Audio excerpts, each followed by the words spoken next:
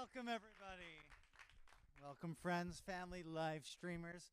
I am welcome you to Windward Irene Kleinberg Theater for Windward Theater's production of A Midsummer Night's Dream. I am James Patrick Moran. I am the director and choreographer of said show. We had a beautiful night last night, and it was great to be back. It was great to be back with each other, sharing live theater, and it felt like home again. And I could feel you, and they could feel you, and you could feel their love, and it was like I wanted a celebration. And because it's, like I said last night, been a time. And before that, I want to give an acknowledgement to some people that helped make this experience take flight. Our musical director, Zach Neufeld.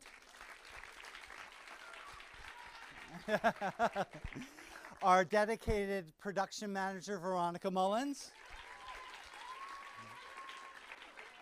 Our professional design team that helped them make this experience take flight, thank you so much.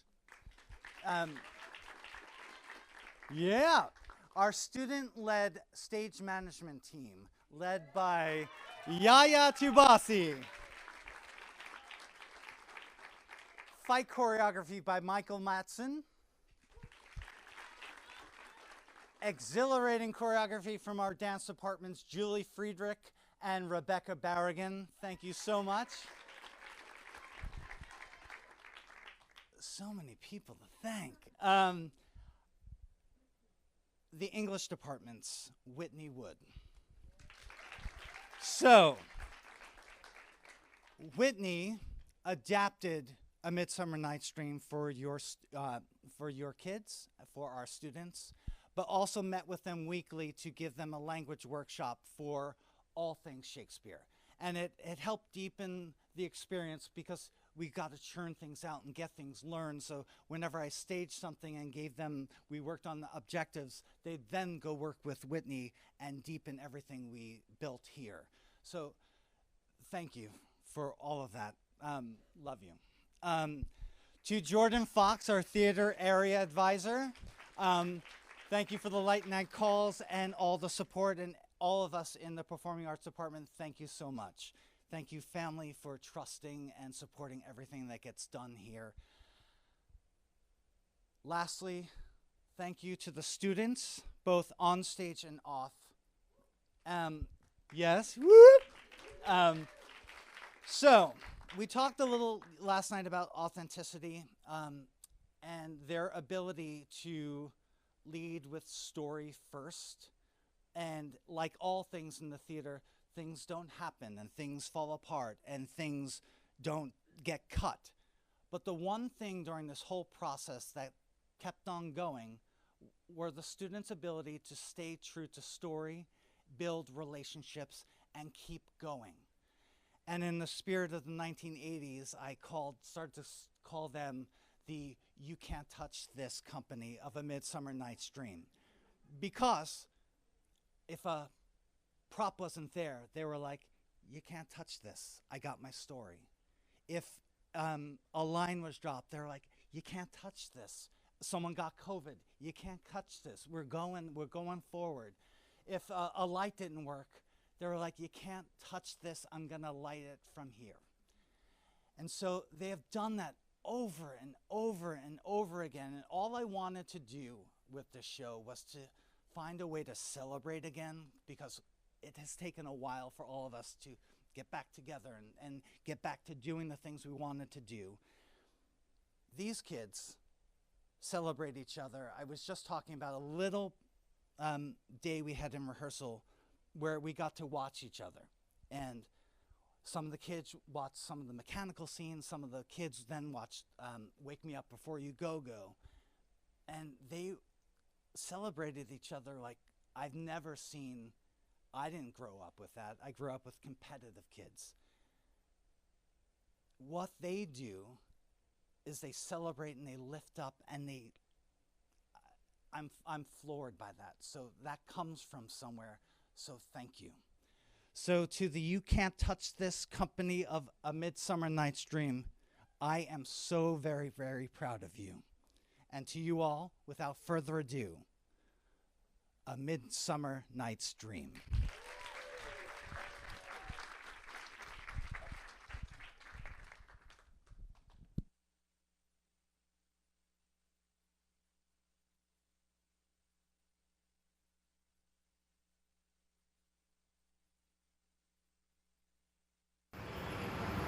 Fella, that's it. That's it. Hi, I'm Rusty Nails. This is Katie Matter. On the Breakfast Club at 91X and at Windward.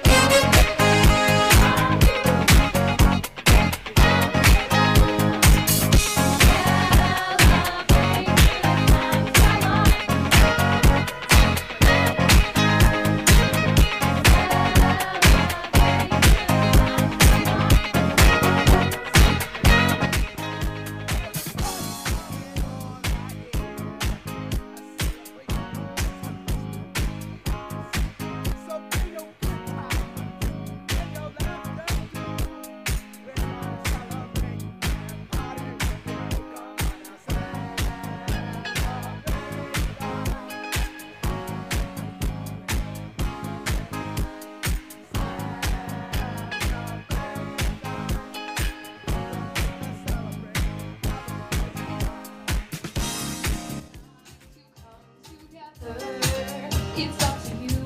What's your pleasure? Everyone around the world. Come on! Woo! Yahoo! It's a celebration. Yahoo! It's a celebration. Celebrate good times. Come on! Let's celebrate. Celebrate good times. Come on! Let's celebrate. There's a party going on right here. A dedication to last throughout the years. So bring your good times and your laughter too. We're gonna celebrate and party with you. Come on. Celebration. Let's all celebrate and have a good time. Celebration. We're gonna celebrate and have a good time. It's time to come together. It's up to you. What's your pleasure? Everyone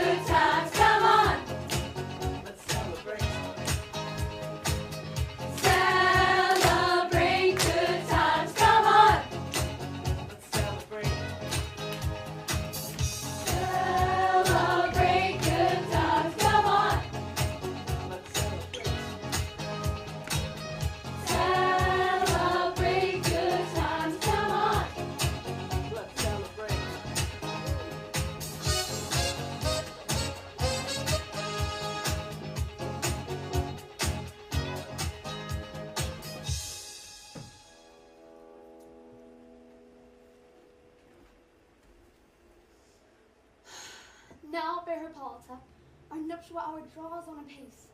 4 happy days bring in another moon, but methinks how slow this old moon wanes. She lingers my desires. 4 days will quickly steep themselves in night. 4 nights will quickly dream away the time. And then the moon, like to a silver bone and bent to heaven, shall behold the night of our Hippolyta, I woo thee with my sword and won thy love doing the intrigue, but I will wed thee in another key. With pomp, with triumph, and with reveling. Happy be Theseus, our renowned Duke. Thanks, good Aegeus. What's the news with thee? Full of vexation, come I with complaints against my child, my daughter Hermia. Stand forth, Demetrius, my noble lord. This man hath my consent to marry her. Stand forth, Lysander. And, my gracious Duke, this man hath bewitched the bosom of my child. What kind hast thou filched my daughter's heart? Turn her obedience, which is due to me, into stubborn harshness. And, my gracious Duke, I beg the ancient privilege of Athens, as she is mine and I may dispose of her, which shall be either to this gentleman or to her death, according to our law, immediately provided in that case. What say you, Hermia? Be advised, fair maid. To you, your father should be as a god. Demetrius is a worthy gentleman. So is Lysander. In himself he is, but in this kind, wanting your father's voice, the other must be held the worthier. I would my father look but with my eyes. Rather your eyes must with his judgment look. I know not what power I am made bold, but I beseech your grace that I may know the worst that may befall me in this case if I refuse to wed Demetrius. Either to die the death, or to abjure forever the society of men. Therefore, fair Hermia, question your desires, know of your youth, examine well your blood, whether if you yield not to your father's choice, you could endure the livery of a nun. So will I grow, so live, so die, my lord? Ere will I yield my virgin patents up to his lordship, whose unwished yoke my soul consents not to give sovereignty? Take time to pause, and by the next new moon, sealing day betwixt my love and me for the everlasting fellowship. Upon that day, either prepare to die for disobedience to your father's will, or else to wed Demetrius as he would, or on Diana's altar to protest for austerity and a single life. Relent, sweet Hermia, and Lysander, yield thy crazy title to my certain right. You have our father's love, Demetrius. Let me have Hermia's. Do you marry him? Scornful Lysander, true. He hath my love, and what is mine, my love shall render him. And she is mine, and on my right of her, I do a statement to Demetrius. I am, my lord, as well derived as he, as well possessed. My love is more than his. My fortune, every way as fairly ranked. And, which is more than all these boasts can be, I'm beloved with beauteous Hermia. Why should not I then prosecute my right? Demetrius, I'll avouch it to his head, made love to Netter's daughter Helena, and won her soul. And she, sweet lady, dotes upon this spotted and unconstant man. I must confess that I have heard so much. For you, fair Hermia, look you arm yourself to fit your fancies to your father's will, or else the law of Athens yields you up to death or to a vow of single life. Come, my Hippolyta. What cheer, my love? Demetrius and Aegeus, go along. With duty and desire we follow you.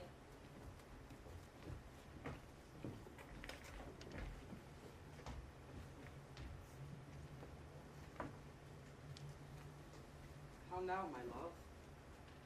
Why is your cheek so pale?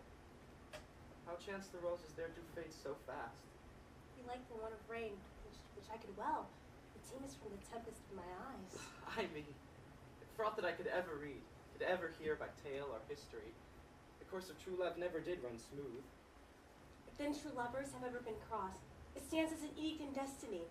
Let us teach our trial patience, because it is a customary cross, as due to love is thoughts and dreams and sighs. A good persuasion. Therefore, hear me, Hermia. I have a widow aunt, a dowager of great revenue, and she hath no child. From Athens is her house, remote 7 leagues, and she respects me as her only son. There, gentle Hermia, may I marry thee, and to that place the sharp Athenian law cannot pursue us. Thou lovest me. Steal forth thy father's house tomorrow night, and in the wood, a league without the town, there will I stay for thee. Love, I get so lost sometimes. Days pass, and this emptiness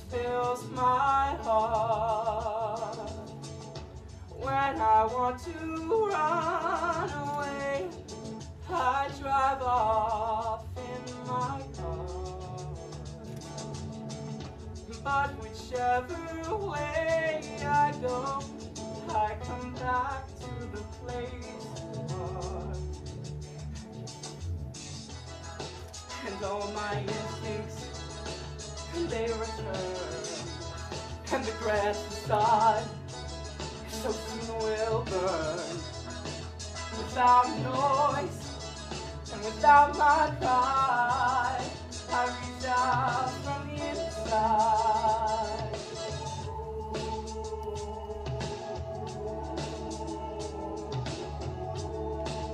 In your eyes, the light that leads, I am complete. I see the doorway to 1,000 churches, the resolution of all the foolish churches. Oh, I see the light and the heat. Oh, I wanna be that complete. I wanna touch the light, the heat I see in your eyes.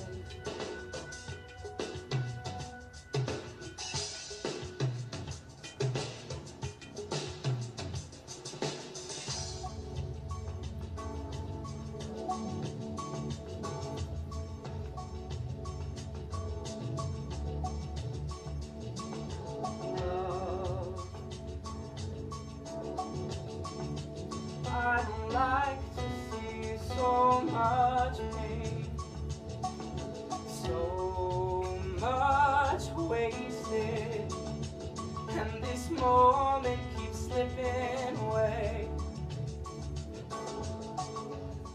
I get so tired, working so hard for our survival. I look to the time with you to keep me awake and alive. And all my instincts, they return. And the grand facade so soon will burn. Without noise and without my pride, I reach out from the inside.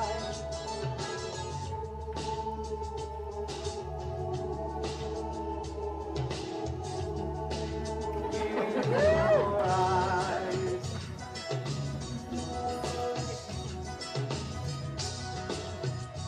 In your eyes, the light leads. I am complete. I see the doorway to 1,000 churches, the resolution of all the foolish searches. Oh, I see the light and the heat. Oh, I wanna be that complete. I wanna touch the light, the heat I see in your eyes. In your eyes. In your eyes. In your eyes.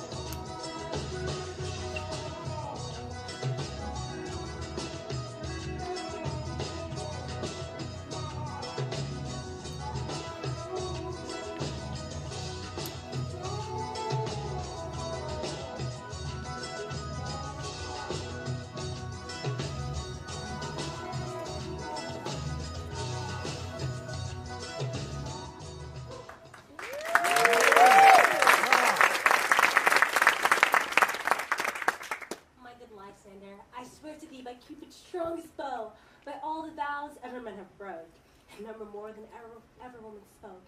In this place thou hast appointed me, tomorrow truly will I meet with thee. Keep promise, love. Look, here comes Helena.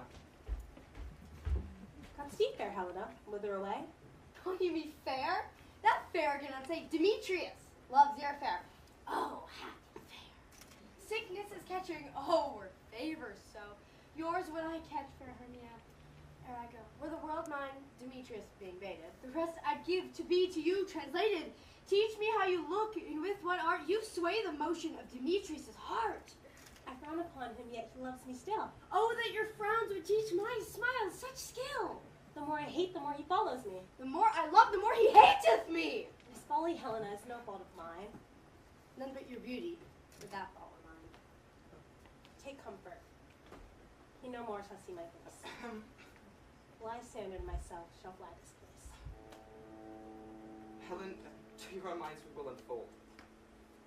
Tomorrow night, when Phoebe doth behold her silver visage in the watery glass, decking with liquid pearl the bladed grass, the time that lover's flight doth still conceal, through Athens' gates we've devised to steal.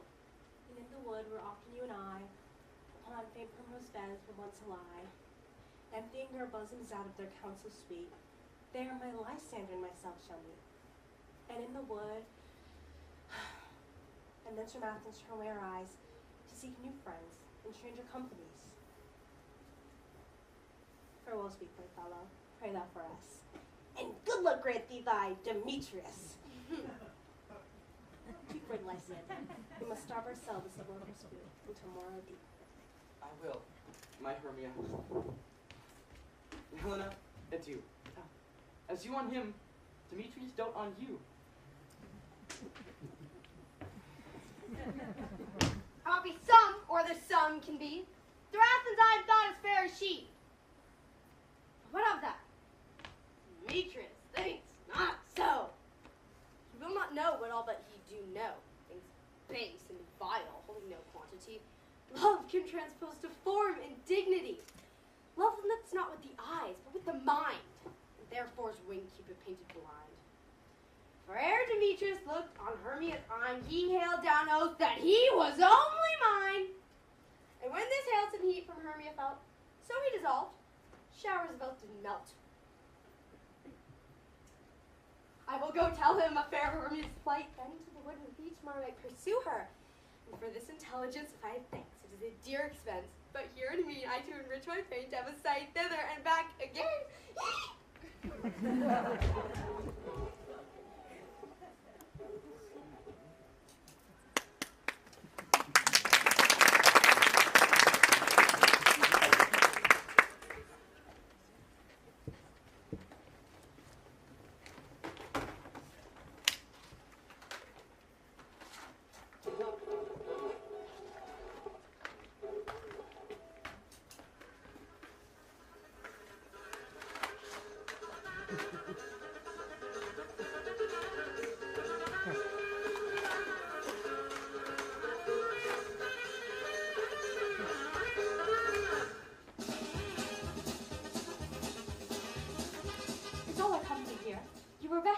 Generally. Oh, man by man according to the script. Here's the scroll of every man's name which is thought fit through all of Athens to plan our interview for the Duke and Duchess on his wedding day night. First, good Peter Quince, say what the play treats on, then read the names of the actors and so go to a point. Mary, our play is the most lamentable comedy and most cruel death of Pyramus and Thisbe. A very good piece of work, I assure you. And a Mary. Now, good Peter Quince, call forth your actors by the scroll. Masters, spread yourselves! Answer as I call you. Nick Bottom, the weaver. Oh.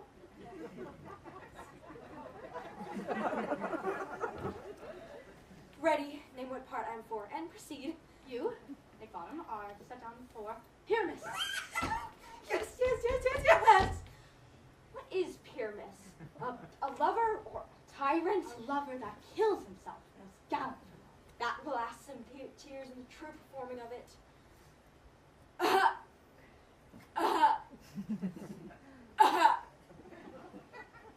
If I do it, let the audience look to their eyes.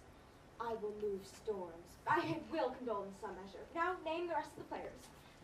Francis Flute, the bellows mender. Here, big ones. Flute, you must take this beyond you.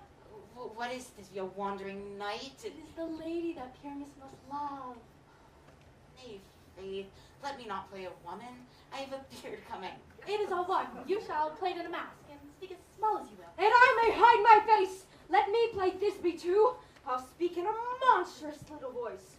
Thisbe. Ah, Pyramus, my lover dear, let Thisbe dear and lady dear. No, play Pyramus, and Flute, you will play Thisbe. Oh, well, proceed. Robin Starveling the tailor.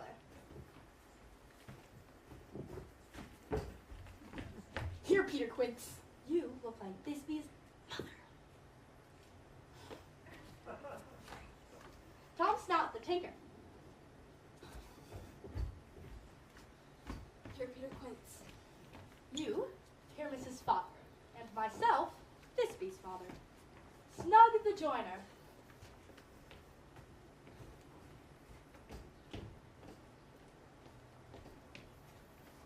You, the lion's part, and I hope here is a play fitted.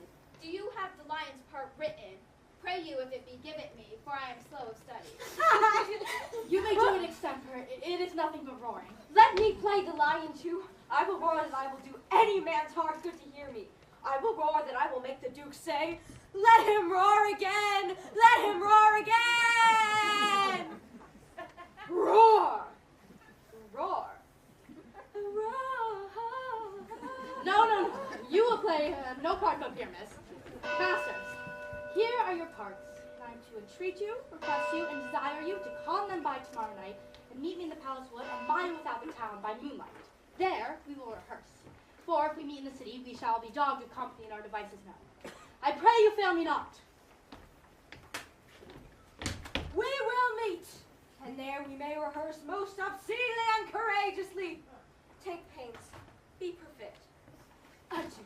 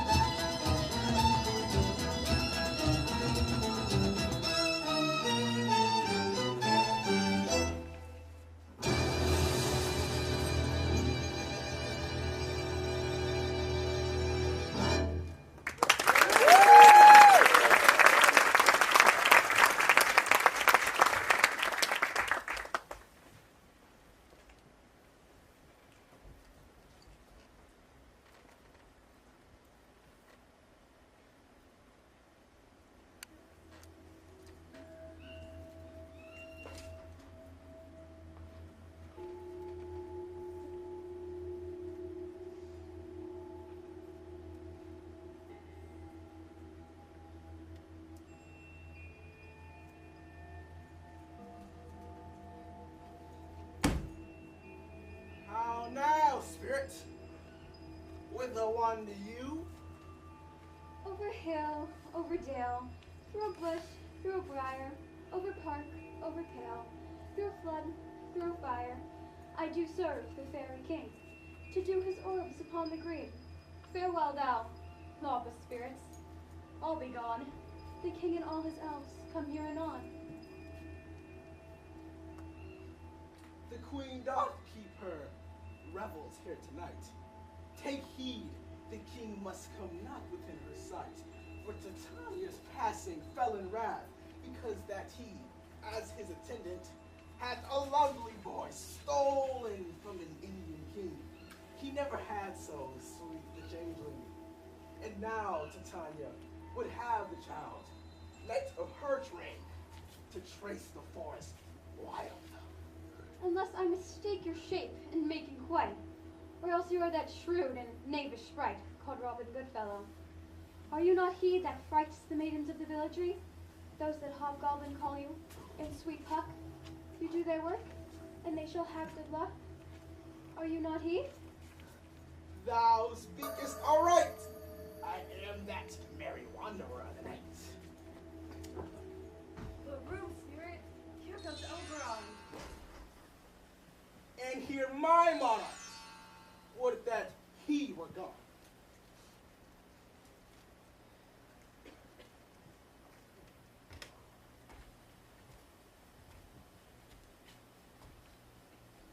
Ill-met by moonlight, proud Titania.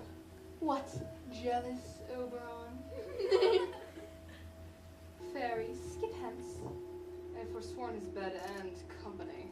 And never, since the middle summer spring, met we on hill and dale, forest or mead, to dance our ringlets to the whistling wind. But with thy brawls thou hast disturbed our sport. Do you amend it then? It lies in you. Why should proud Oberon cross Titania? I do but beg of this changeling boy to be my henchman. Set your heart at rest. The fairyland buys not the child of me. His mother was a votress of my order, but she, being mortal of that boy, did die. And for her sake do I rear up her boy. And for her sake I will not part him. How long within this wood intend you stay? Perchance till after Theseus' wedding day, if you will patiently dance in around and see our moonlight revels, go with us. If not, shun me, and I will spare thy haunts. Give me that boy, and I will go with thee. Not for thy fairy kingdom. Fairies, away! We shall chide downright if I longer stay. Well, go thy way! Thou shalt not be slow till I torment thee for this injury.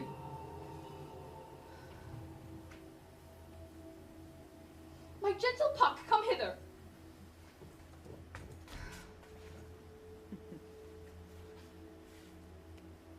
Thou remembers, since I once sat upon a promontory and saw a mermaid on a dolphin's back?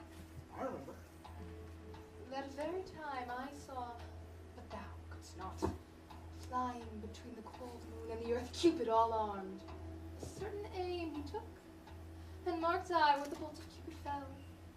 It fell upon a little western flower, before milk white, now purple with love's wound. The juice of it on sleeping eyelids laid will make man or woman madly hooked upon the next live creature that it sees. Fetch me the servant. Be thou here again ere the Leviathan can swim a league. I'll put a girdle round about the earth in 40 minutes.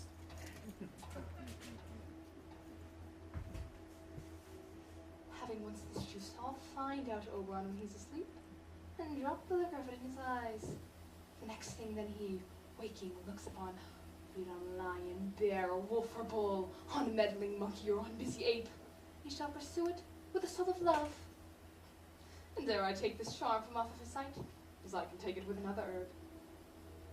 I'll make him render up his page to me! But who is here? I am invisible, and will overhear their conference. I love thee not, therefore pursue me not. But Lysander and fair Hermia. The one I'll stay, the other stayeth me. Hence, get thee gone, and follow me no more. You draw me, you hard-hearted adamant. Do I entice you? Do I speak you fair? Or rather do I not, in plainest truth, tell you I do not, nor I cannot love you? And even for that, do I love you the more? Tempt not too much the hatred of my spirit, for I am sick when I do look on thee. And I'm sick when I look not on you. You do impeach too much the modesty of your spirit, to leave the city and commit yourself into the hands of one who loves you not. I'll run from thee and hide me in the brakes, and leave thee to the mercy of wild beasts. The wildest hath not a heart such as you. Or if thou follow, do not believe, but I shall do thee mischief in the wood.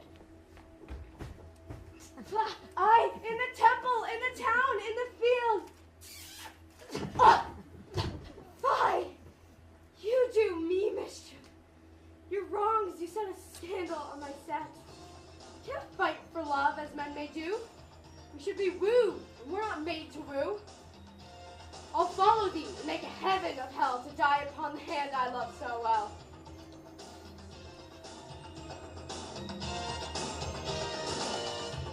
I see you on the street as you walk on by. You make me wanna hang my head down and cry. If you gave me half a chance, you'd see my desire burning inside of me. But you choose to look the other way. I've had to work much harder than this for something I want. Don't try to resist me. Open your heart to me, baby. I hold the lock and you hold the key. Open your heart to me, darling. I'll give you love if you turn the key.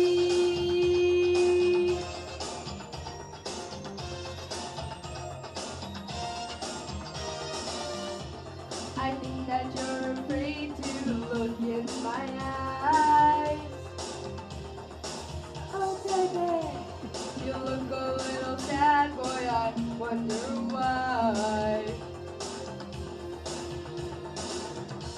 I follow you around, but you can't see. You're too wrapped up in yourself to notice.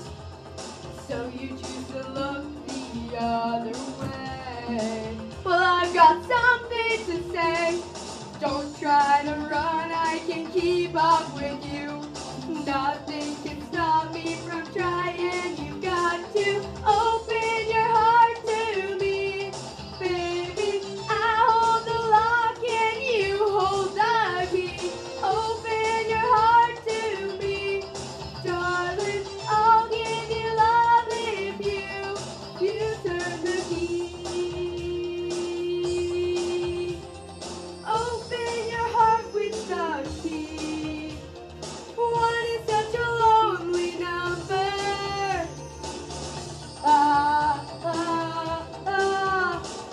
Open your heart. I'll make you love me. It's not that hard if you just turn the key. Don't try to run, I can keep up with you. Nothing can stop me from trying. You got to open your heart to me, baby. I hold the lock and you hold the key. Open your heart to me, darling. I'll give you love if you turn the key. Open your heart with the key. Open your heart, I'll make you love me. It's not that hard.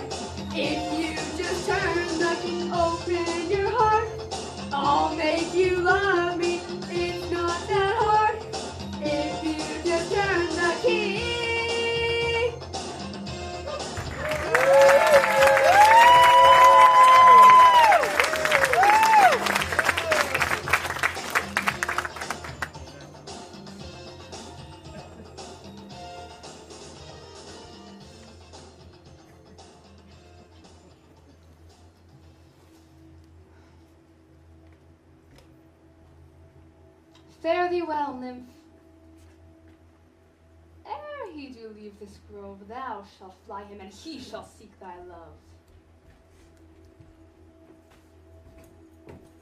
Hast thou the flower there? Welcome, wanderer. Aye, there it is. I pray thee give it to me.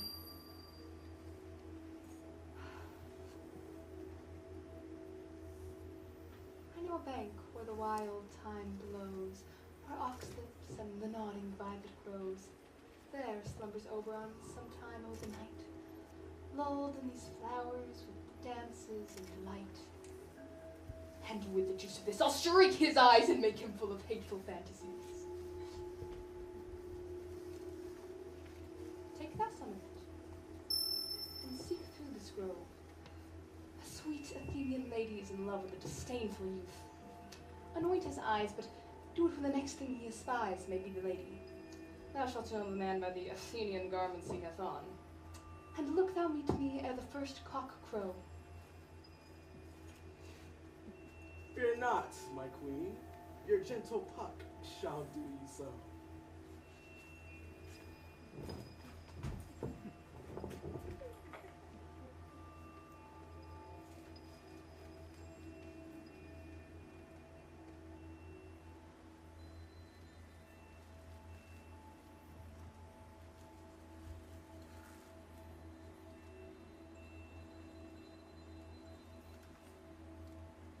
Come. Now, roundel and fairies. Then to your offices, and let me rest.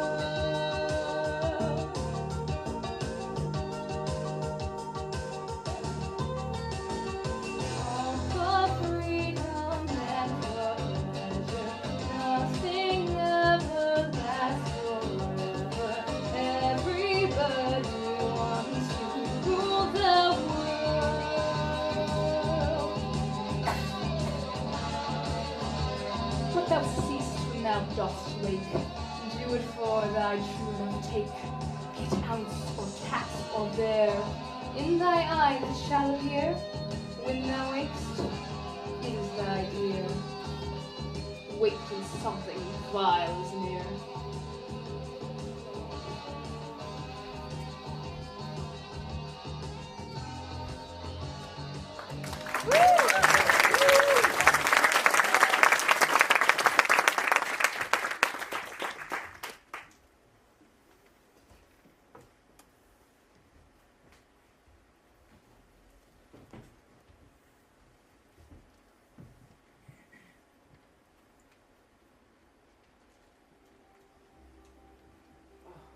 Fair love, you faint with wandering in the wood, and, well, to speak troth, I forgot our way.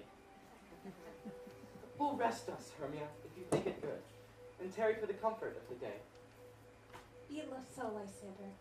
Find you out of bed, for I upon this bank will rest my head. One turf shall serve as pillow for us both. One heart, one bed, two bosoms, and one troth. My good Lysander, for my sake, my dear, lie further off yet. Do not lie so near. I mean that my heart unto yours is knit, so that but one heart we can make of it. Then by your side no bedroom need deny, for lying so, Hermia, I do not lie. Lysander riddles very prettily, but for love and courtesy, lie further off in human modesty. Such separation becomes a virtuous bachelor and a maid. So far be distant, and good night, sweet friend. Thy love ne'er altered to thy sweet life end. Amen. Amen. To that fair prayer say I, and to end life when I end loyalty. Here is my bed. Sleep give thee all his rest.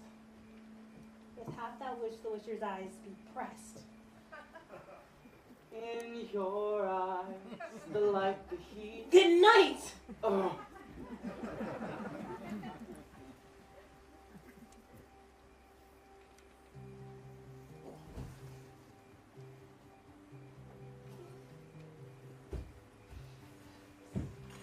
Through the forest have I gone, but Athenian found I none, on whose eyes I might approve this flower's force, stern love.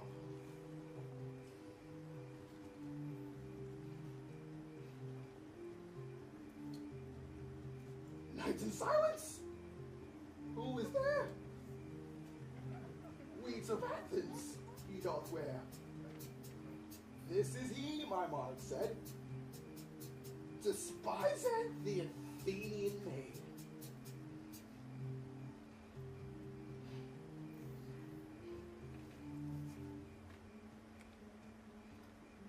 And hear the maiden, sleeping sound, on the dank and dirty ground.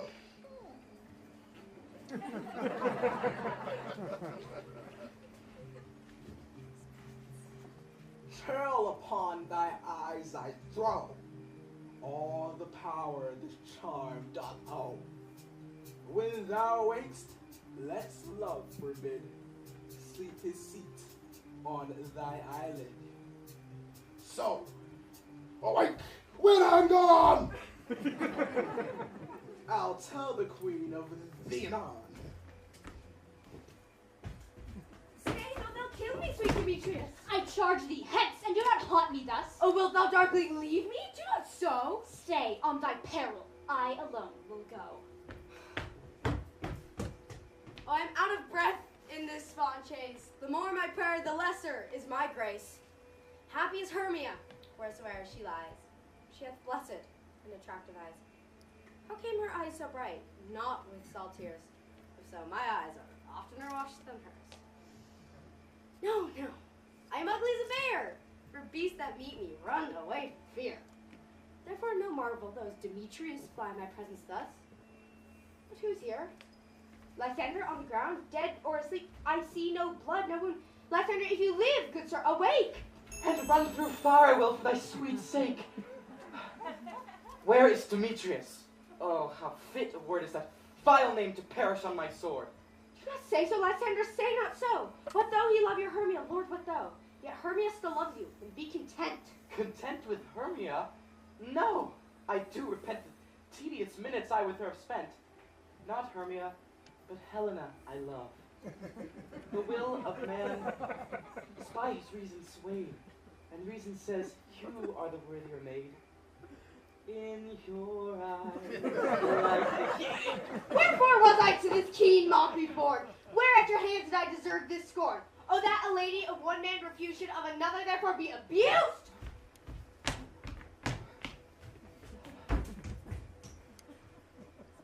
She sees not Hermia. Hermia, sleep thou there. Never mayst thou come Lysander near. And all my powers address your love and might to honor Helen and to be her knight. Lysander, help! Help me, Lysander! Do thy best to pluck this crawling serpent from thy breast! Ay me, for pity, what a dream was here. Lysander, look how I do quake with fear. Lysander? What? Removed? Lysander? Lord? What? At appearing? Gone? No sound? No words? Then I do perceive you are not nigh. Either death or you. I'll find immediately. Wait, is that... Oh.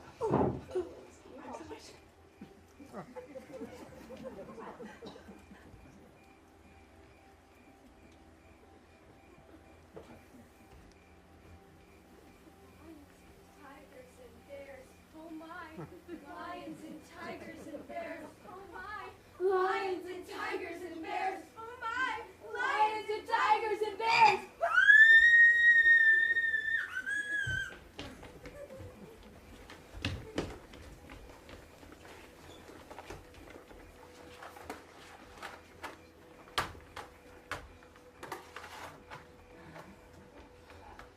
Are we all met? Papa, and here's a marvelous convenient place for our rehearsal. The screen plot shall be our stage, and this hall would break our tiring house. We'll do it in action as we will before the Duke. Peter Quince, What sayest thou, bully bottom? there are things in this comedy of Pyramus and Thisbe that will never please. First, Pyramus must draw a sword to kill himself, which the ladies cannot abide. How answer you that? I believe we must leave the killing out. When all is done. Not a whit. I have a device to make all well. Write me a prologue, and have the prologue seem to say that we will do no harm with our swords, that Pyramus is not killed indeed. And tell them I, Pyramus, am not Pyramus, but Watcham the Weaver. This will put them out of fear. Well, we will have such a prologue. Will not the ladies be afeard of the lion? I fear it. I promise you. Oh, masters, you ought to consider with yourselves to bring in, God shield us, a lion amongst ladies is a most dreadful thing. Therefore, another prologue must tell he is not a lion. Nay, you must name his name, and half his face must be shown, and he himself must speak through saying thus. If you think I come hither as a lion, it were pity of my life. And there indeed let him name his name, and tell them plainly he is not the joiner. Well, it shall be so. But there's two hard things that is bring moonlight into the great chamber for, Pyramus and Thisbe need by moonlight. Why then we leave the casement of the great chamber window, where we play, open, and the moon may shine in at that casement. Aye, or else one must come in with a bush of thorn and lantern and say he comes to disfigure and to present the person of moonshine. And then there's another thing, we must have a wall in the great chamber for Pyramus and Thisbe, says the story, did talk or crack the wall. You can never bring in a wall. What's he about him?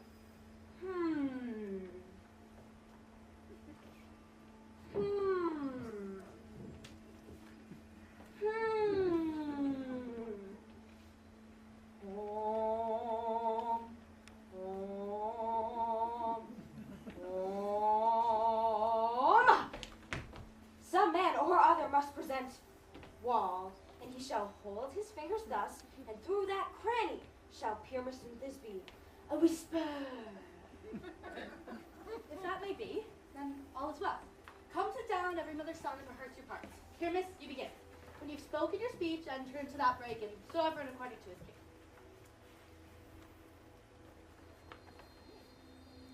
What infant homespuns do we have swaggering here? So near the cradle of the fairy king. What? A pledge one? I'll be an arter, an actor too, perhaps. If RC calls. Speak, here, miss, this be stand forth. These be the flowers of odious savor sweet. Odors! It's odors. Odor savor sweet. So hath thy breath, my dearest this be dear. But hark, a voice. Stay thou but here awhile, and by I will to thee peer. A stranger here, Mr. Near play here. Must I speak now? I, Mary, must you. You must understand that he goes to see a voice that he heard, and it's going to come again. It's most radiant Pyramus, most lily white of hue, like red rose on triumphant briar, as true as horse, that yet would never tire.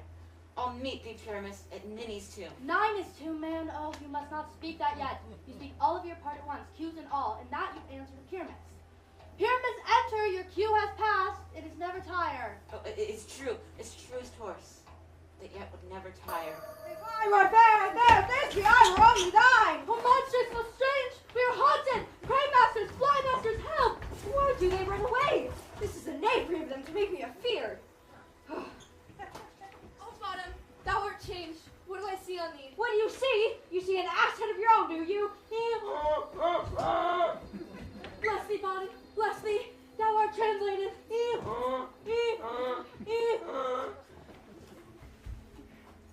I'll follow you. I'll lead you about around. Through bog, through bush, through brake, through ride. Sometime a horse I'll be. Sometime a hound, a hog, a bush, a headless bear. Sometime a fire, and neigh, and bark, and grunt, and roar, and burn, like horse, hound, hog, bear, fire, at every turn. I see their knavery. This is to make an ass of me, to frighten me if they could. I shall sing that they shall hear I'm not afraid.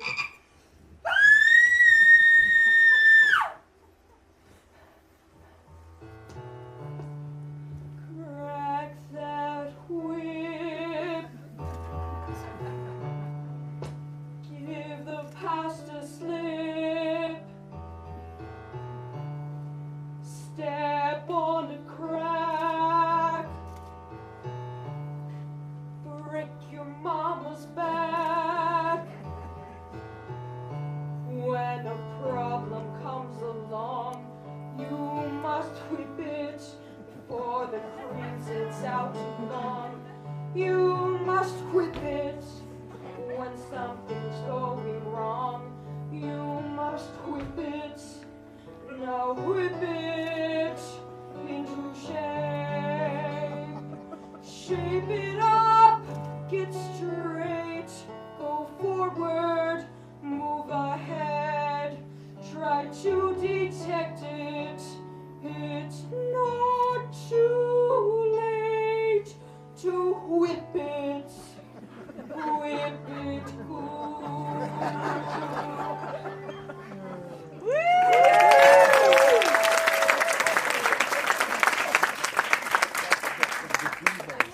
Angel wakes me from my flowery bed. I pray thee, gentle mortal, sing again. Mine ear is much enamored of thy note, so is mine eye enthralled to thy shape.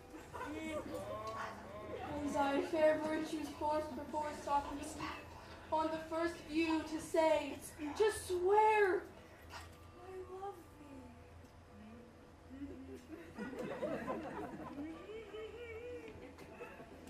Methinks, master, you should have little reason for that. But To say the truth, reason and love keep little company together nowadays. Thou art as wise as thou art beautiful. Oh, not so neither. But if I've enough wit to get out of this wood, I've enough to serve my own turn. This wood do not desire to go. Thou shalt remain here, whether thou wilt or no. I'll give thee fairies to attend on thee. Primrose, ivy, peas blossom, cobweb, muff, mustard seed, poppy, and tiger lily. Ready. And I. And I. And I. And I. And I. And I. And I. Where shall we go? Be kind and courteous to this gentleman. Nod to him, elves, and do him courtesies. Hail, mortal. Hail. Hail. Hail. Hail. Hail. Hail. Hail! Come, wait upon him, lead him to my bower.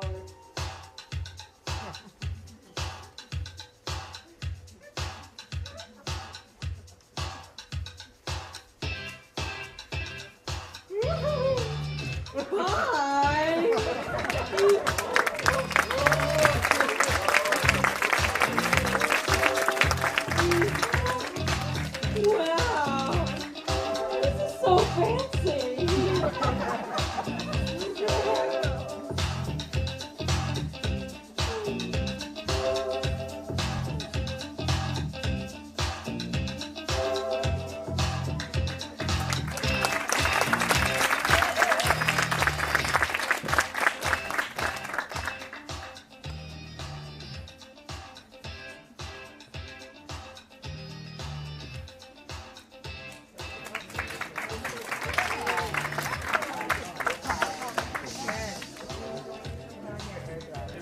Oh my gosh, did you get a ton of pictures? I was watching your video. I have a poster of a video. How do I turn my airdrop on? All you have to do is accept. Oh, accept? The pictures I have to send you later. Okay. They're on here. Oh, I got it. Thank you, thank you. Amazing, yes.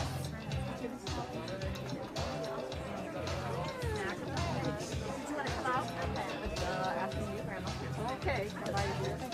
Yeah. Yeah, oh yeah. It's tough in here.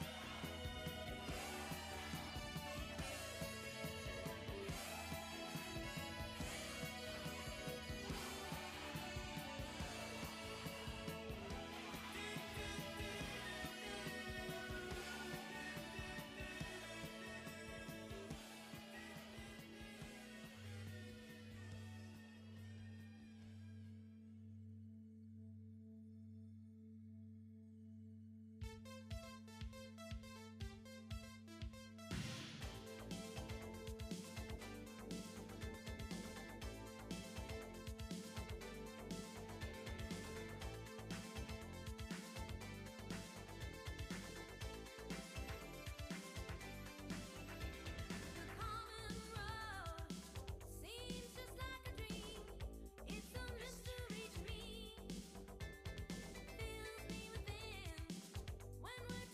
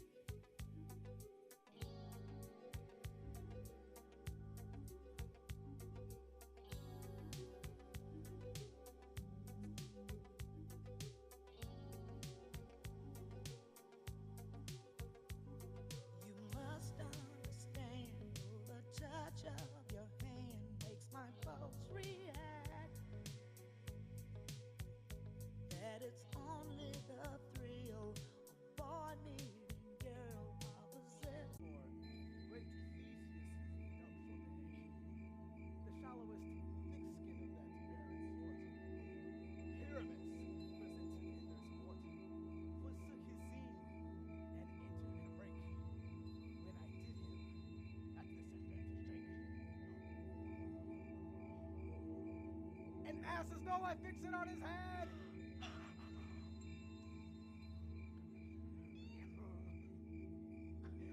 I led them on in this distracted year and left sweet pyramids translated there. When in that moment, so it came to pass that Oberon awaked.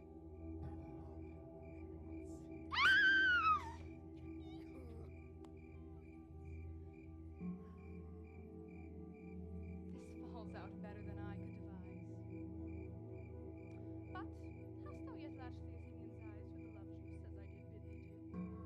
I took him sleeping at his fingers too, and the Athenian woman by his side, that when he went, for she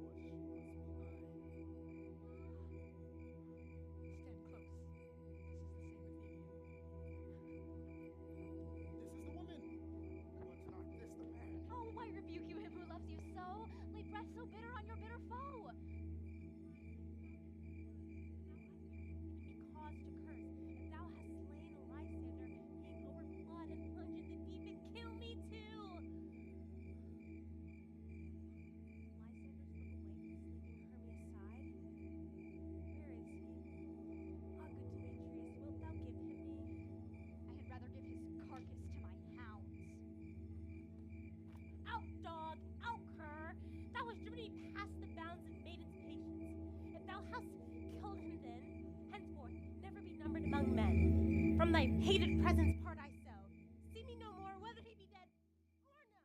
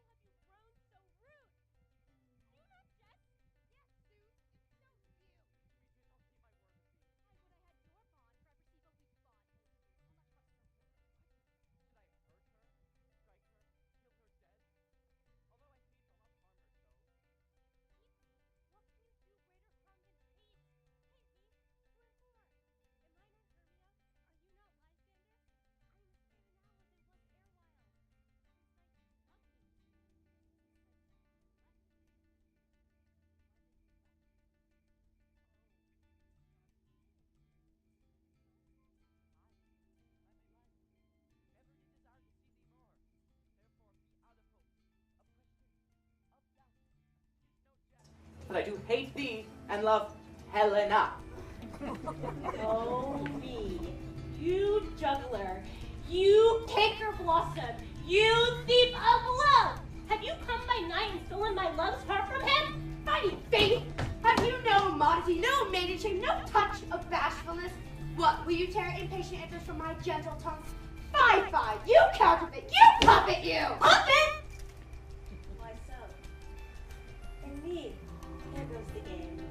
Now I see she hath made compare between our statues, and she hath urged her height, and with her personage, her tall personage, her height, forsooth, she hath prevailed with him. Has she grown so high, and his esteem and desire so dwarfish, so low? How low am I, painted maypole? Speak. How low am I? I am not yet so low that my nails can reach out to thy eye! I pray you, though you mock me! Gentlemen, let her not hurt me. You perhaps may think that because she's something lower than myself that I can match her. Lower? Hark again. Oh! Be not afraid, she shall not harm thee, Helena. No, sir, she shall not, though you take her part. But when she's angry, she's keen and shrewd, and though she be but little, she's fierce. Little and low. Nothing but low and little. Why do you suffer her to flout me thus? Let me come to her! Oh, get you gone, you dwarf! You minimus of hindering not grass maid! You bead! You acorn! You are too officious in her behalf that scorns your services. Speak not of Helena, take not her part. Look, now she holds me not. Now follow, if thou darest. Of thine or mine is most in Helena. Follow? Nay, I'll go with thee. Shake my jowl. You, mistress, all this coil is long for you. Hey, not go back. Well, not trust you. I no longer stay in your cursed company. Your hands and mine are quicker for a fray. My legs are longer, though, to run away.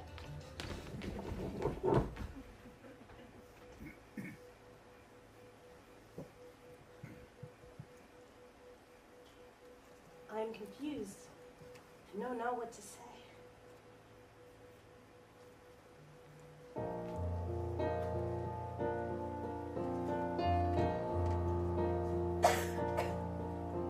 The flowers you gave me are just about to die. When I think about what could have been, it makes me want to cry. The sweet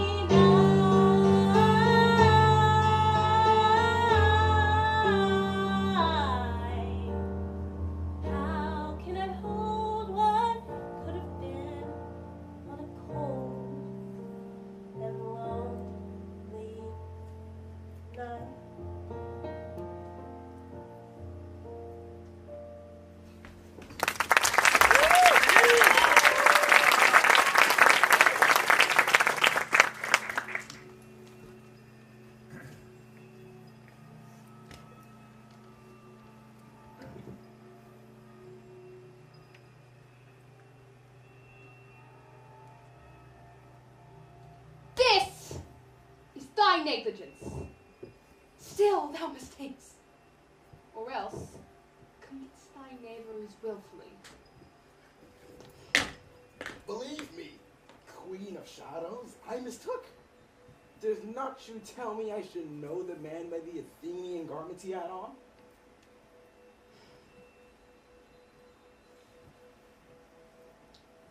Thou seest these lovers seek a place to fight. I, therefore, Robin, overcast the night, and lead these testy rivals so astray as one come not within another's way, till o'er their brows death counterfeiting sleep, with leaden legs and batty wings doth creep. Then crush this herb into Lysander's eye, whose liquor hath this virtuous property to take from thence all air with his might, and to make his eyeballs roll with wonted sight.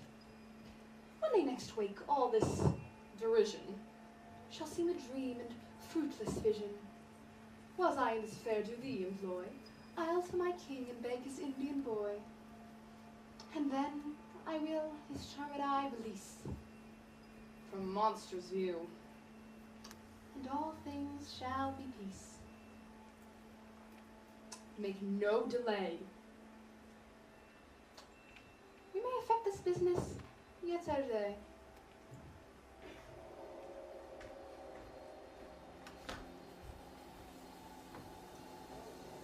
I go!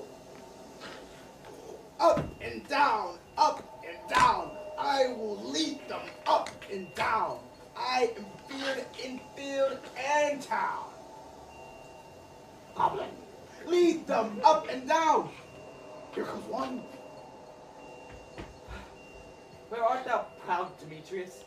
Speak thou now, and I'll be with thee straight. Follow me then, to plainer ground. Lysander, speak again. Thou runaway, thou coward, art thou fled?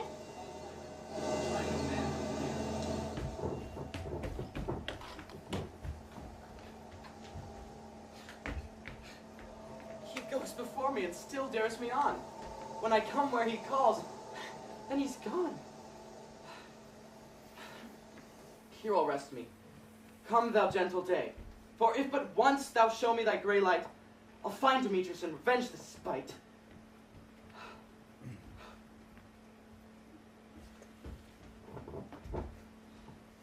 Where art thou now? Come hither, I am here. Nay then, thou mockest me. Thou shalt buy this dear if ever I thy face by daylight see. Now go thy way. Faintness constraineth me to measure out my length on this cold bed. O weary night, O long and tedious night, abate thy hour. Shine comforts from the east, that I may back to Athens by daylight. It's sleep that sometimes shuts up sorrow's eyes. Steal me well for mine own company.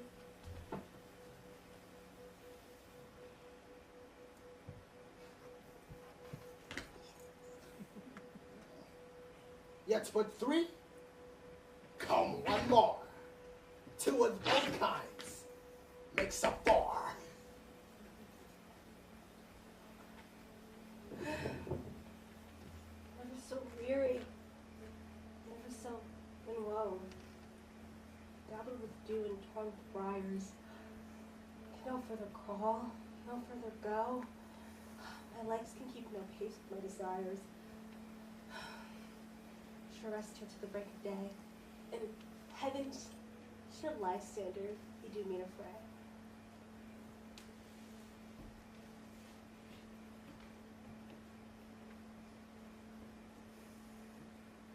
On the ground, sleep sound, I'll apply to your eye, gentle lover, remedy.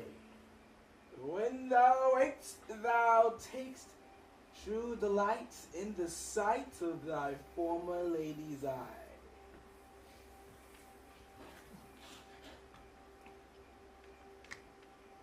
Jack shall have Jill, not shall go ill. The man shall have his mare again, and all shall be well.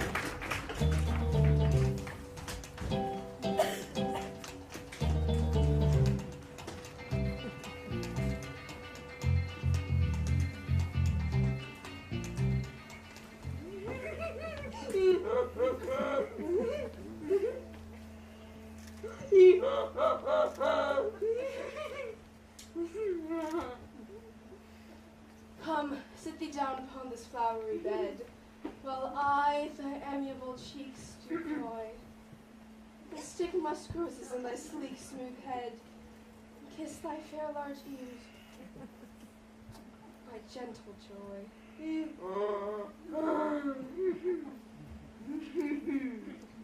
Where's Peace Blossom? Ready. Scratch my head, Peace Blossom. Where's Monsieur Mustard Seed?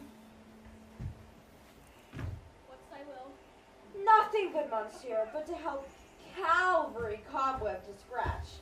I must the barbers, good Monsieur, for methinks I am marvels hairy around the face, and I am such a tender ass. If my hair do but tickle me, I must scratch. What, wilt thou hear some music, my sweet love? Or say, sweet love, if thou desirest to eat? Methinks I have a great desire to... a bottle of hay. Good hay, sweet hay, hath no fellow. But, pray you, let none of your people stir me. I have an exposition of sleep come upon me. Sleep thou, and I will wind thee in my arms. Fairies, be gone, and be always away.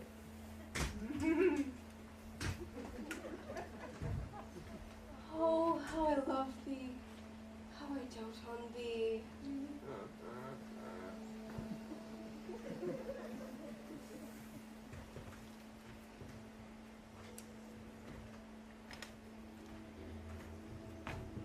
Welcome, good Robin. Seest thou this sweet sight?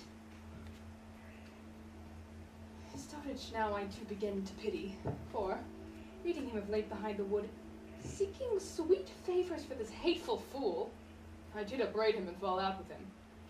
I then did ask of him his changeling child, which straight he gave me and his fairy sight, to bear him to my bower in fairyland. And now, I have the boy. I will undo this hateful imperfection of his eyes. And, gentle Puck, take this transforming scalp off the head of this Athenian swain, that he, awaking when the other June, may all to Athens back again repair, and think no more of this night's accidents, but as the fierce vexation of a dream. But first I will release the fairy king.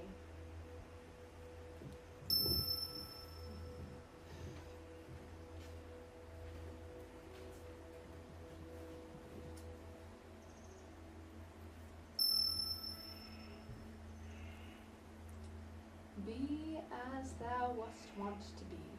See as thou wast wont to see.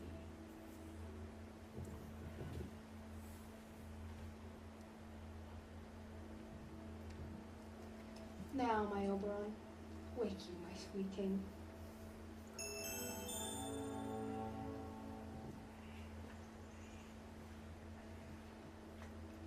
Teutonia! What visions have I seen?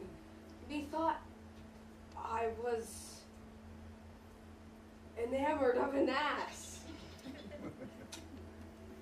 There lies your love. How came these things to pass?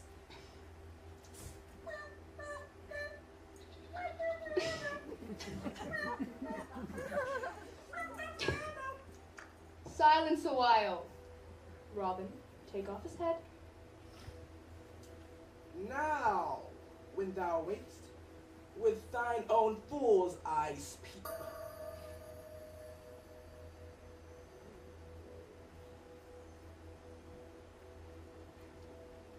Sound music.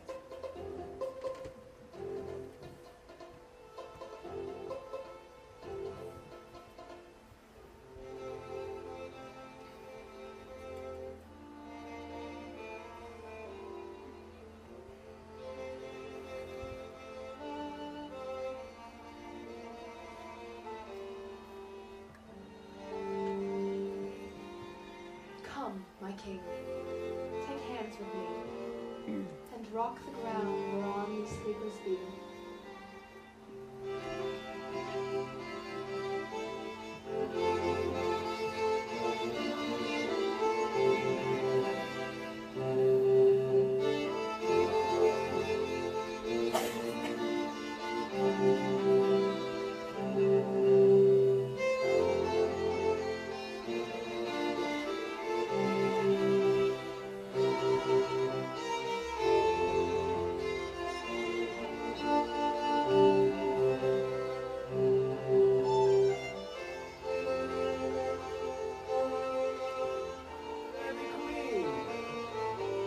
Queen and Mark, I do hear the morning lark. Come, my queen, and in our flight, tell me how it came this night that I, sleeping here, was found, these mortals, on the ground.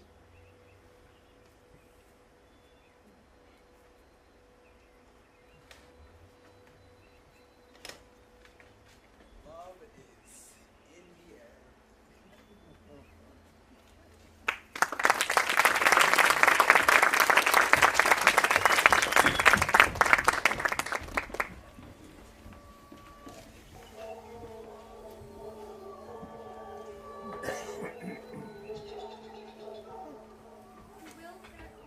The mountains top and mark the musical creation of palms echoing conjunction. But stops! What nymphs are these? My lord, this is my daughter here asleep. And this Lysander? This Demetrius is? This Helena? Old Netter's Helena? I wonder if they're being here together. But speak, Aegeus, is not this the day that Hermia should have answered her choice? It is, my lord. Go, bid the huntsmen wake them with their horns. Good morrow, friends. St. Valentine is past. Begin these wood birds but a couple now? Pardon, my lord. I pray you all, stand up.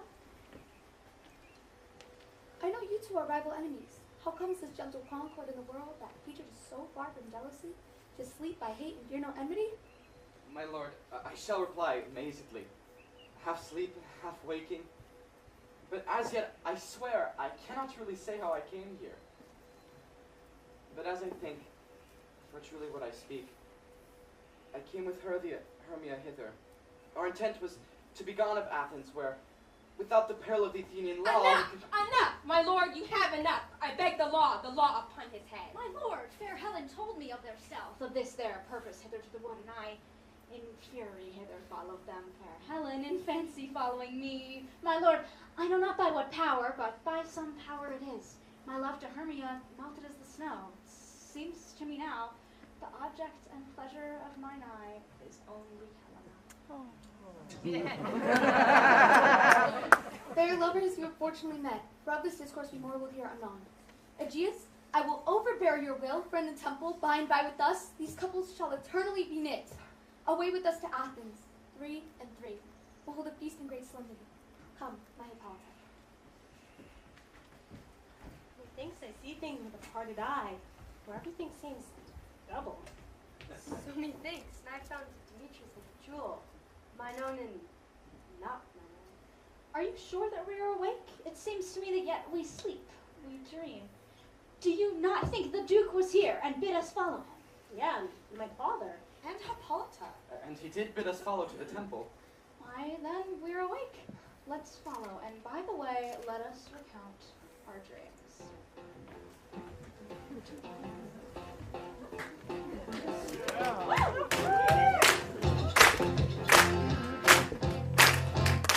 What I want, you got, and it might be hard to handle. Like the flame that burns the candle, can't defeat the flame. Yeah, what I've got's full stop, thoughts and dreams that scatter, but you pull them all together, and I can't explain. Oh yeah, what'll cause you? You make my dreams come true. Well, you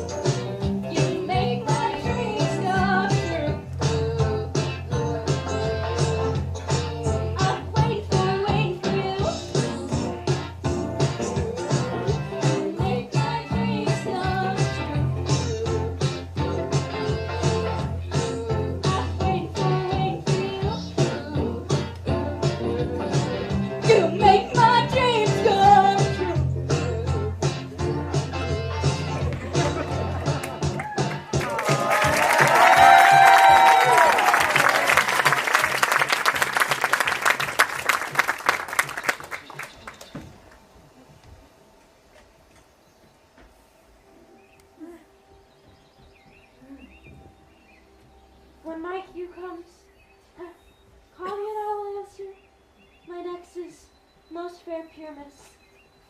Hey-ho.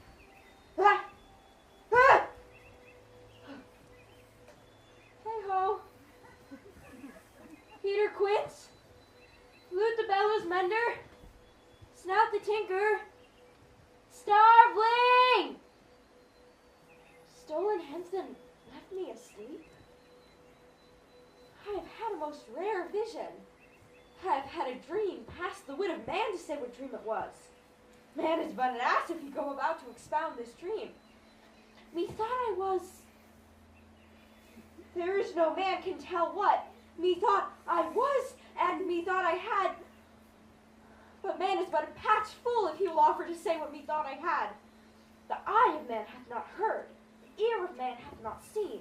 Man's hand is not able to taste, his tongue to conceive, nor his heart to report what my dream was. I will get Peter Quince to write a ballad of this dream. It shall be called Bottom's Dream, because it hath no bottom, and I will sing it at the latter end of the play, before the Duke. Peradventure, to make it all the more gracious, I shall sing it at her death.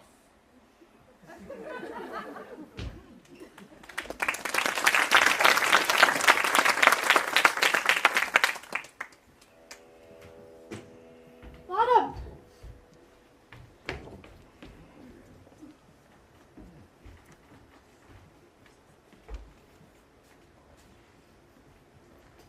Have you sent to Bottom's house? Has he come home yet? He cannot be heard of. Out of doubt, he is transported. If he comes not, then the play is marred. It is not forward, doth it? It is not possible. You have not a man in all of Athens able to discharge Pyrrhus but he. Masters! The Duke is coming from the temple, and there are 2 or 3 lords and ladies more married. If our sport had gone far, we would have all been made men! Duke had not given him but 6pence a day for dispensing Pyramus. He hanged and he deserved it. Where are these lads? Where are these hearts? Bottom! Almost courageous day, almost happy hour! Masters, I am to discourse wonders. I shall tell you everything right as it fell out. Let us hear, sweet Bottom. Not a word of me. All that I will say is that the Duke hath dined. Get your apparel together, meet presently at his palace. Every man look o'er his part. For the short and the long is, our play is preferred. Yes! Now, away! Go away!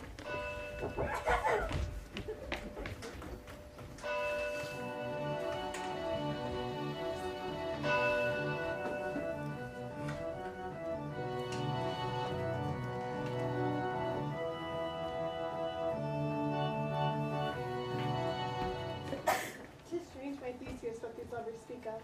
More strange than true. I never may believe these antique fables nor these fairy toys. Lovers and madmen have such seething brains, such shaping fantasies that apprehend more than courtesan ever comprehend. But all the story of the night told over, their minds transfigured so together, more witness than fancied images engrossed them in great constancy, but howsoever strange and admirable. Here come the lovers, full of joy and mirth.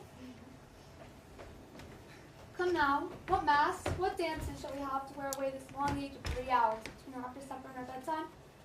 Where is our usual manager of mirth? Here, mighty Theseus. Say, what abridgment have you for this evening? What mass, what music? How shall we beguile this lazy time if not with some delight? A play there is, my lord, some 10 words long. By 10 words, my lord, it is too long, which makes it tedious. For in all the play there is not 1 word act, 1 player fitted. And tragical, my noble lord, it is. For Pyramus therein doth kill himself. And when I saw rehearsed, I must confess, made mine eyes water. But more merry tears, the passion of loud laughter never shed. What are they that do play it? Hard-handed men that work in Athens here, who never labored in their minds till now, and breathe their untoiled memories with this very play against your nuptial. I will hear that play. For never anything could be amiss when sinfulness and duty tender it. Go, bring them in, and take your places. Ladies? I look not to see wretchedness forcharged, and duty in his service perishing. Why, gentle sweet, you shall see no such thing. He says I can do nothing in this kind. The kinder are we to give them things for nothing. Our sport shall be to take what they mistake. For what poor duty cannot do, they will respect he tonight, not marry. So please your grace, the prologue is addressed. Let him approach. Let him approach.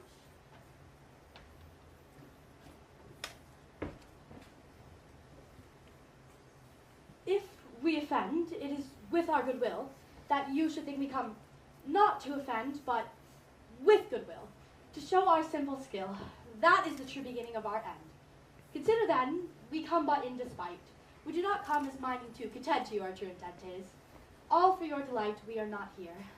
That you should hereby repent you, the actors are at hand, and by their show, you shall know all what you are like to know.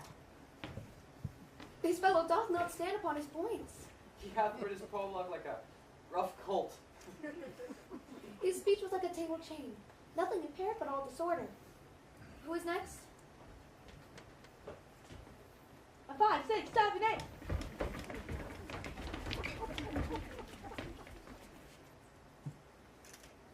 Gentle, perchance you wonder at the show, but wonder on till truth make all things plain.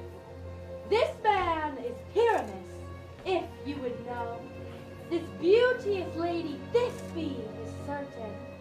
This man with lime and rock cast doth present wall.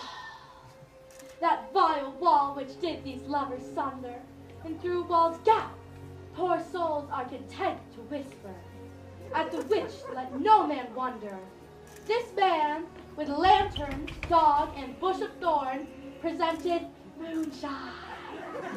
For, if you will know, by moonshine did these lovers think no scorn, to meet at Ninus' tomb, there to woo. This grisly beast, which lion hight by name, trusty Thisbe, coming first by night, did scare away, or rather did affright. And as she fled, her mantle did she fall, which lion vile with bloody mouth did stain.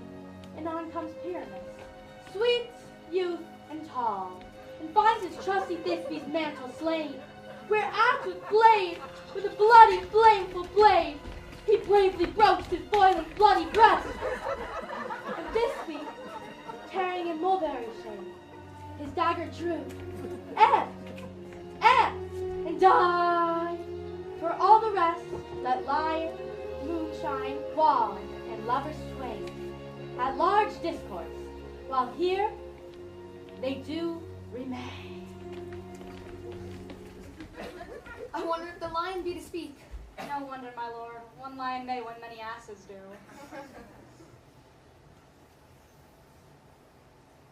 In this same interlude, it doth befall that I, one snout by name, present a wall, through which the lovers, Pyramus and Thisbe, did whisper often very secretly, and this the cranny is, right and sinister, through which the fearful lovers are to whisper. It is the wittiest partition I ever heard discourse, my lord. Pyramus draws near the wall. Silence. Oh, grim-looked night! Oh, night, with you so black! Oh, night, whichever art when day is not! Oh, night, alack, alack, alack! I fear my Thisbe's promises forgot. And thou wall, oh, sweet, unlovely wall, standeth between her father's ground and mine. Thou wall, oh, sweet, oh, lovely wall, show me thy captive link here with mine eye. Thanks, courteous wall. Jove shield you well for this. But what see I? No Thisbe do I see. O wicked wall, from whom I see no bliss. Cursed be thy stones for thus deceiving me. The wall, methinks, being sensible, should curse again. Oh, no, in truth, her he should not. Deceiving me is Thisbe's cue. She is center now, and I'm to spy her through the wall. You shall see it pop as I told you. Oh, yonder she comes. Wall, full often hast thou heard my moans for parting my fair Pyramus and me. Full often hast I kissed these stones. This stone is lime, hair knit up in thee. I see of ice. Now I will to the crack. To spy and I may hear my Thisbe's face. If Thisbe? Pyramus, my lover, Thou art my lover, I think. Oh, kiss me through the hole of this vile wall. Kiss the wall's stones, not your lips at all. Oh, wilt thou at ninnies to lead me straight away? Tide life, tide death, I come without delay.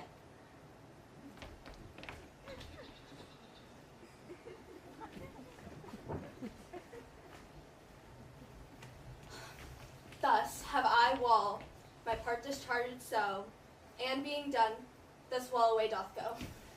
Now is wall down between the two neighbors. No remedy, my lord, when walls are so willful as to hear without warning.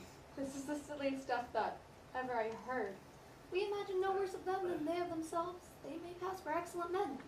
But here come two beasts in, a man and a lion. You ladies, you whose gentle hearts do fear, the smallest monstrous mouse that creeps on the floor may now perchance both quake and tremble here, when lion's wrath and wildest rage doth roar. That know that I, as Snug the joiner, am a lion's fell, nor else no lion's dam. For if a lion should come and strive into this place, 'twere pity of my life. What a noble beast and of a good conscience. Let us see the moon.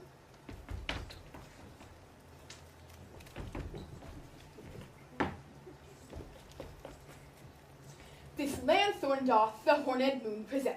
He should have worn the horns on his head. This lanthorn doth the horned moon present. Myself, the man in the moon, do seem to be. This is the great star of all the man should be in the lanthorn. How is it the man is the moon? Proceed, Moon.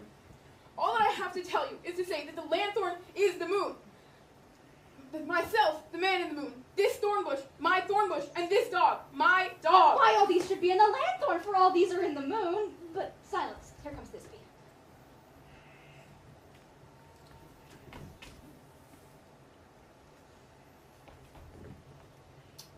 So ninnies too, where art my love? Rome.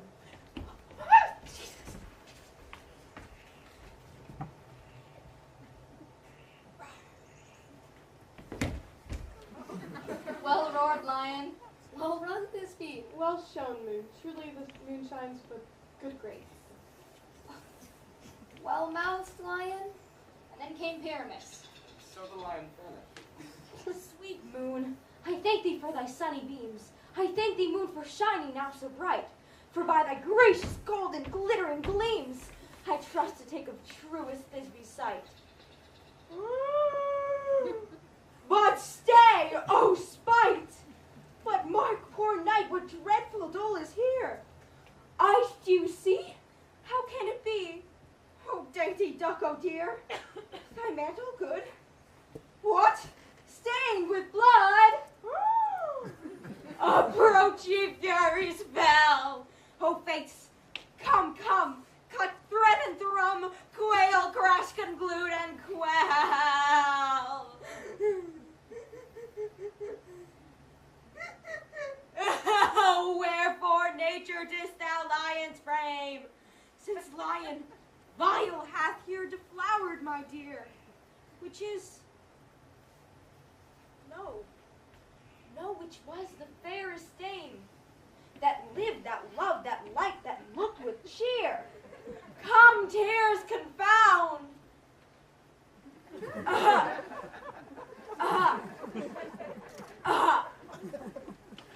Out sword and wound, the pap of Pyramus. I that left pap where heart doth hop. Thus die I, thus, thus, thus. Now am I dead, now am I fled, my soul is in the sky. Tongue, lose thy light. Moon, take thy flight. Moon, take thy flight.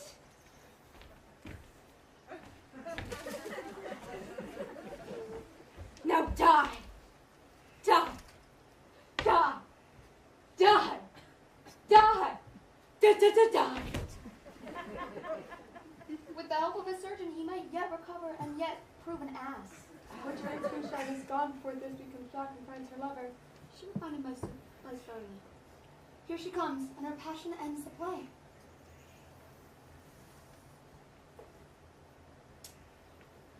Sleep, my love.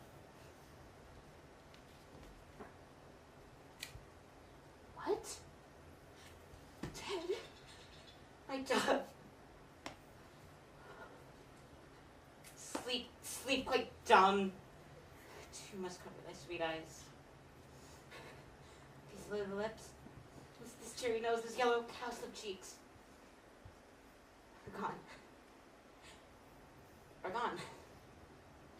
Lovers. He moaned.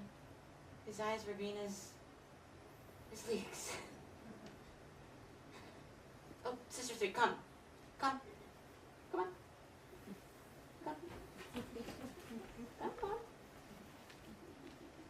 It's me. With hands as pale as milk.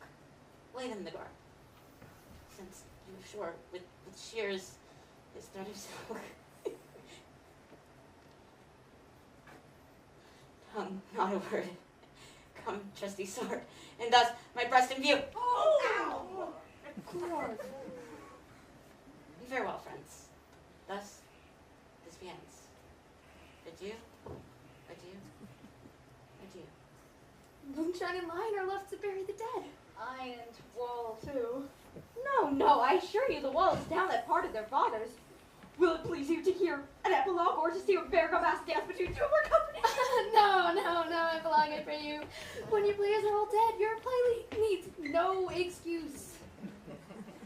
But come, everybody, come join us, please. Everybody, come join us. Come. A bergamos.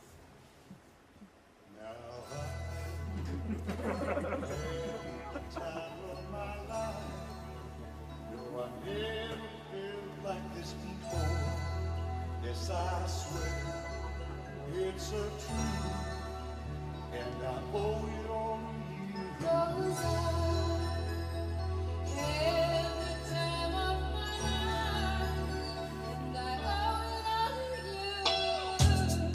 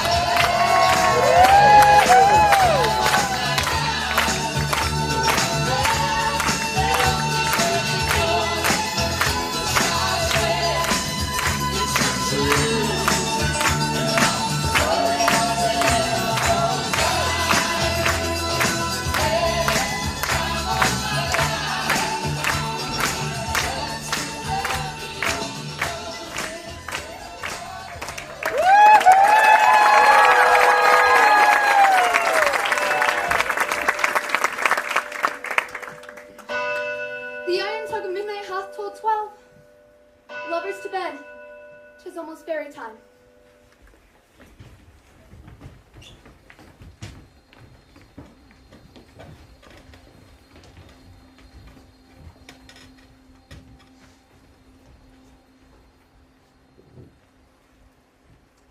Now, until the break of day, through this house each fairy stray, to the best bride bed will be, which, by us, shall blessed be. And the issue there create ever shall be fortunate. Trip away, make no stay, meet me all by break of day.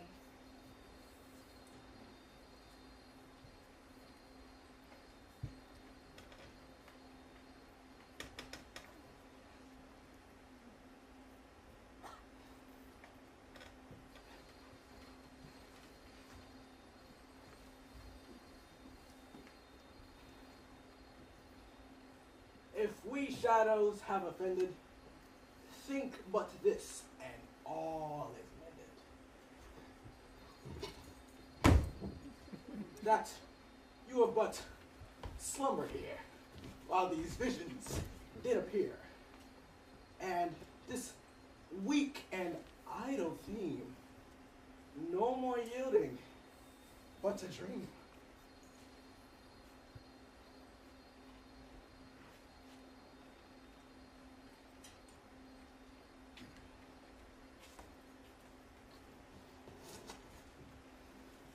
Gentles, do not reprehend. If you pardon, we will mend. And as I am an honest puck, if we have unearned luck not to escape the serpent's tongue, we will make amends ere long. Else, the puck a liar call. So, good night unto you all. Give us your hands, if we be friends.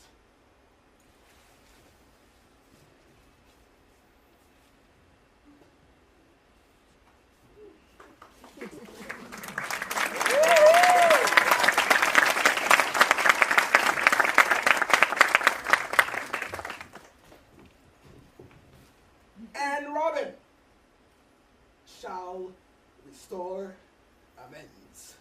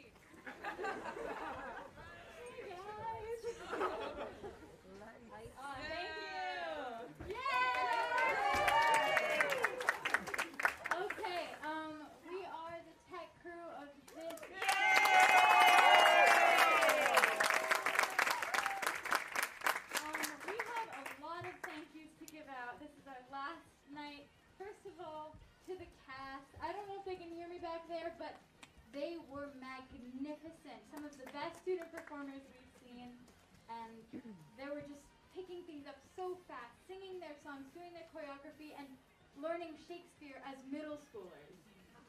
So, yeah, we couldn't be prouder of them.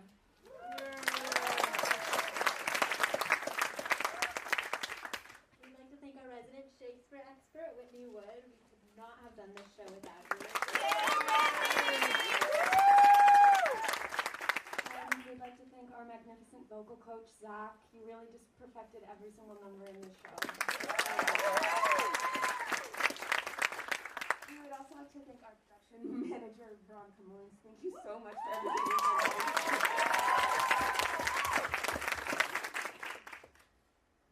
Our most amazing costume designer who gave every single actor their own unique costume, Felicia, thank you so much. And of course, none of this would have been possible without our amazing director, James Patrick Moran.